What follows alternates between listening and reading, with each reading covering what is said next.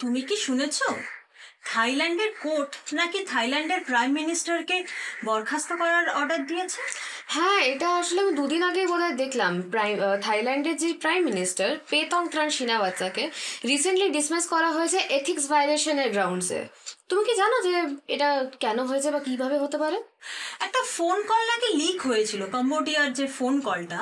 বোধ হয় যে প্রাইম মিনিস্টার ছিল উনি নাকি ক্যাম্বোডিয়ার একজন লিডারের সঙ্গে একটা কলে ছিলেন, যেই কলে থাইল্যান্ড এবং ক্যাম্বোডিয়ার মধ্যে যে যুদ্ধ চলছিল সেই যুদ্ধর ব্যাপারে একটা এমন কোনো তথ্য বেরিয়ে গেছে যেটা বেরোনোর কথা ছিল না। কোর্ট বলছে যে উনি নাকি নিজের প্রাইভেট ইন্টারেস্টকে দেশের ইন্টারেস্টের আগে রাখছেন, উইচ ইজ ওয়াই ওনাকে ডিসমিস করার ডিসিশনটা নেওয়া হয়েছে। তাতে এফেক্টটা কি হতে পারে সেটা কি কোনো কিছু ভাবা গেল?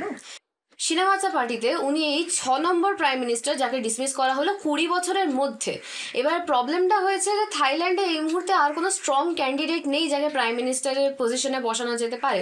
একমাত্র চাইকাসেম মিৎসিরি আছেন, কিন্তু ওনার 77 বছর বয়স, ওই জন্য ওনাকে প্রাইম মিনিস্টার বানানোটা একটু প্রবলেম্যাটিক।